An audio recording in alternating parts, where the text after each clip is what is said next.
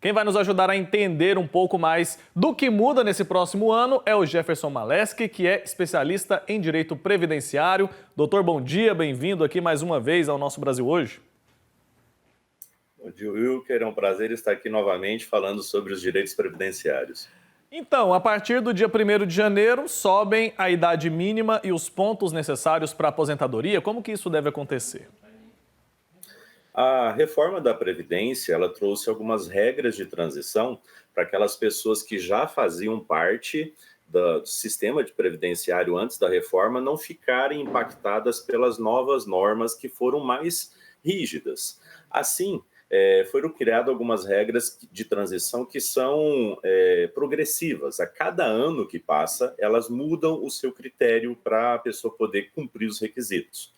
Duas dessas regras de transição da aposentadoria por tempo de contribuição, elas estipulam que a cada ano vai aumentando um pouquinho. Por exemplo, a regra da idade mínima, ela sobe 6 meses a cada ano. Então, a partir do ano que vem, né, do 2024, os homens que tiverem 63 anos e meio e 35 anos de contribuição vão poder se aposentar pela idade mínima. E a mulher que tiver 58 anos e meio e 30 anos de contribuição também vai poder se aposentar pela idade mínima. Já no sistema de pontos, que é outra regra, tem que somar a pontuação, aonde nessa pontuação a mulher tem que atingir 91 pontos e o homem tem que atingir 101. Lembrando que a pontuação é a soma da idade com o tempo de contribuição mínimo. Certo, então a pessoa tem duas formas de requerer essa aposentadoria, seria mais ou menos isso? E como que a gente faz essa escolha? Na verdade, são várias formas, né?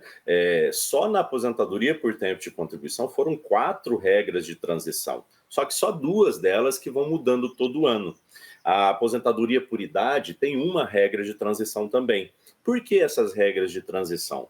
Porque a reforma acabou com essas 2 aposentadorias.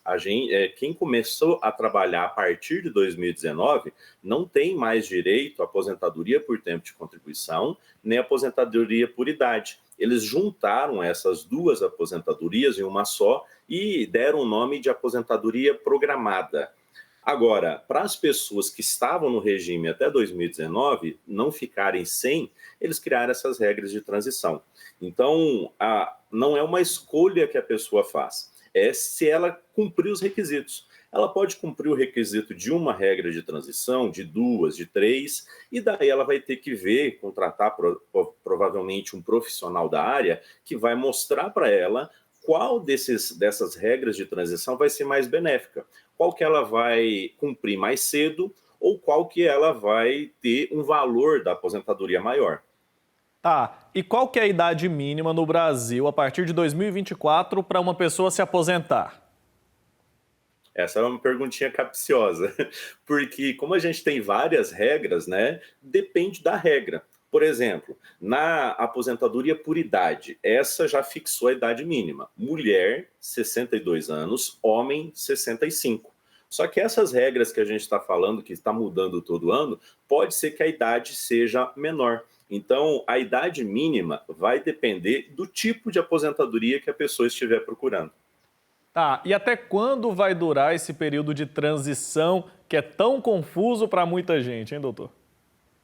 Essa tabela progressiva ela vai finalizar em 2033. Então, a última mudança que a gente vai estar falando aqui na televisão, espero que a gente esteja vivo até lá, né? Vai ser em 2033, aonde vai ser somado o último ponto, os últimos 6 meses de idade, até completar o quadro que o governo previu lá na reforma de 2019. Tá, e essas regras valem também para quem se aposentou ou para quem começou, assinou a carteira, melhor dizendo, depois de 2019, ou essas regras elas são diferentes para quem já tinha carteira assinada antes? Como que eu sei que eu me enquadro ou não nessas regras que vão mudar, nessas regras de transição? Na verdade, quem já se aposentou não precisa ficar preocupado com essas regras. Ele já cumpriu os requisitos das regras da época que ele se aposentou. A pessoa que até 2019 não cumpriu a regra que existia até então. Por exemplo, a pessoa não tinha os 35 anos, o homem não tinha os 35 anos de tempo de contribuição, tinha somente 33, 30, ele vai entrar nas regras de transição. Pessoas que já tinham um bom tempo considerável antes de 2019, mas não conseguiram cumprir 100% dos requisitos. Daí eles entram na regra de transição. Já para quem começou a trabalhar de carteira assinada depois de 2019, para ele não se aplica as regras de transição, se aplica as regras novas, que são um pouquinho mais rígidas. Elas já trazem requisitos próprios de idade mínima e tempo de contribuição mínimo, que não tem como escapar. Certo. Vamos falar um pouquinho sobre o planejamento previdenciário. Qual que é a importância da gente fazer esse planejamento? Quem está aí prestes a se aposentar principalmente, quais são os pontos-chave que a gente deve considerar durante esse processo? A importância do planejamento é justamente você ter um mapa da onde você vai seguir para se aposentar, porque hoje a maior parte da população está no escuro. Eu não sei quando que eu vou me aposentar, eu não sei quanto que eu vou ganhar e eu não sei quanto que eu tenho que contribuir até chegar a implementar essas condições. Então, o planejamento previdenciário, ele me dá esse norte, até para que eu possa saber se eu posso investir mais na previdência ou se vai ter outras opções de investimento melhores. Por quê? A previdência acaba sendo um investimento a longo prazo, porque você vai se aposentar no futuro e vai ganhar um valor mensal até a sua expectativa de vida ou até o seu falecimento. Então, o planejamento, pelo menos, nos dá um rumo do que fazer. E ele é indicado não só para quem está perto de se aposentar, mas também para quem está em outras fases da sua vida laboral. Por exemplo, se eu estou no começo, eu já consigo seguir esse planejamento pelos próximos anos, próximas décadas. Se eu estou na metade da minha vida laboral, né, se eu já contribuí ali uns 15, 20 anos, eu já posso saber que rumo eu tomar dali para frente. Se eu preciso contribuir mais, qual que é o valor, se compensa eu pagar pelo mínimo, recolher pelo mínimo ou recolher pelo teto, se isso vai dar uma diferença muito grande. Então, o planejamento, ele serve para isso. Então a gente não deve pensar na aposentadoria só na hora de se aposentar, né? Pensar o quanto antes é fundamental. Agora, só para a gente deixar bem claro para quem está nos acompanhando, tudo isso que a gente está falando aqui sobre mudanças agora para 2024 é para quem vai abrir da entrada no processo de aposentadoria, né? Quem, por exemplo, deu essa entrada nesse processo agora em agosto ou em outubro, até novembro desse ano, essa pessoa já vai seguir as regras de 2023, não é isso? Exatamente. 2023 tem as suas regras de transição própria, 2024 mudou um pouquinho, 2025 vai mudar também e assim por diante. Então, quem já cumpriu os requisitos da regra agora, mesmo que ele não peça a aposentadoria agora, ele já está com o direito adquirido, ele já está com o direito dele garantido. Ele cumpriu agora, pode pedir agora. Se ele não fizer, ele pode pedir mais tarde, se encaixando nas regras de agora. Agora, as regras do ano que vem são para quem não conseguiu cumprir os requisitos hoje. Daí o ano que vem pode ser que ele consiga e daí ele possa pedir a aposentadoria a partir de 2024. Tá certo. Agora falando sobre prazos e documentações. Acho que essa questão da documentação, ela pega muita gente, né? E aí acaba atrasando todo o processo. O que a gente precisa observar na hora de dar entrada nessa aposentadoria? O que a gente precisa reunir ali para levar lá no INSS ou para oferecer de informações e dados para que a gente tenha os prazos que estão estipulados por lei sendo cumpridos, para que a gente não tenha um processo longo demais? O primeiro passo seria a pessoa separar toda a documentação que comprove o trabalho dela. Então, carteiras de trabalho, contratos, seja temporários com o governo, também prestação de serviço militar, toda documentação que comprove algum tipo de trabalho.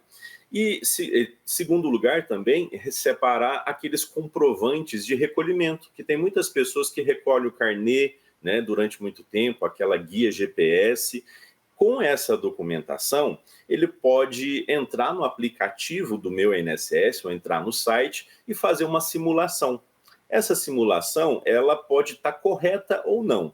Porque o CNIS, que é o Cadastro Nacional de Informações Sociais, ele pode estar faltando alguma coisa que tem na documentação. Então, o primeiro passo é fazer essa comparação. o que consta dentro dos dados do INSS e o que eu tenho em mãos de documentos. Se tiver alguma divergência, eu posso corrigir ou pedir essa correção no momento do pedido da aposentadoria. Às vezes, essa diferença é muito grande. Então, a pessoa recolheu ali 10 anos de carnê e não consta lá no CNIS dela. Ela tem que solicitar que o INSS faça a correção do CNIS. A partir desse momento, ela cumpriu os requisitos, a própria pessoa pode fazer a solicitação via portal Meu INSS, ou pelo aplicativo, ou pelo telefone 135, ou indo até uma agência do INSS. Ela faz a solicitação, leva a documentação e daí vai ser analisado pelo INSS o requerimento dela. Certo. Agora, outro ponto que também chama muito a atenção e gera muitas dúvidas nas pessoas quando a gente fala de aposentadoria é a aposentadoria por invalidez. Algumas pessoas fazem confusão com relação à pensão ali por incapacidade temporária e tudo mais. Eu quero saber como que a aposentadoria por invalidez foi alterada e se foi alterada por conta dessa mudança aí, dessa reforma da Previdência. Como que acontece esse impacto para as pessoas que buscam esse tipo de aposentadoria? Os requisitos da aposentadoria por invalidez, que mudou de nome, né? Ela agora é aposentadoria por incapacidade permanente. Os requisitos dela, a reforma não mexeu. O que a reforma fez foi alterar o valor dela. Então, as pessoas vão passar a receber um valor menor depois de 2019, aquelas que pedirem aposentadoria por invalidez. Qual que é o requisito que se tinha antes e continua sendo hoje, depois da reforma? A pessoa ela tem que sofrer uma invalidez, uma incapacidade permanente. Então, ela tem que ser, não pode estar apta a trabalhar com nada.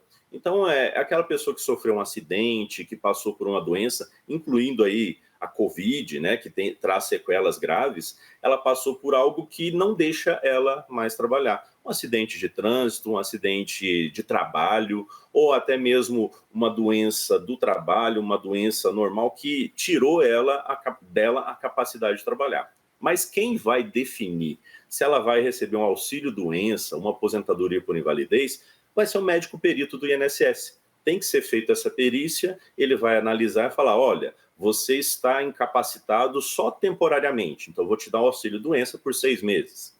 Ou não, ele vai falar, você está incapacitado para o resto da sua vida, você nunca mais vai poder trabalhar com nada. Daí ele fornece a aposentadoria por invalidez. Essa é a diferença das outras aposentadorias. Tá certo, então, doutor. Muito obrigado, viu, pelo seu tempo aqui com a gente, por nos ajudar a entender um pouco mais sobre essas regras de transição. Acho que a gente consegue, com uma conversa como essa, dar um norte para as pessoas, né? Depois elas vão buscando outras orientações. A gente volta a falar desse assunto aqui, porque é complexo mesmo, viu? Até para a gente que fala sempre sobre isso, a gente tem algumas dúvidas. Então, a gente vai informando o pessoal aí que nos acompanha todas as manhãs, com a ajuda de profissionais como o senhor. Até a próxima, viu? Eu que agradeço pela oportunidade e fico à disposição sempre que precisarem. Abraço. Tchau, tchau.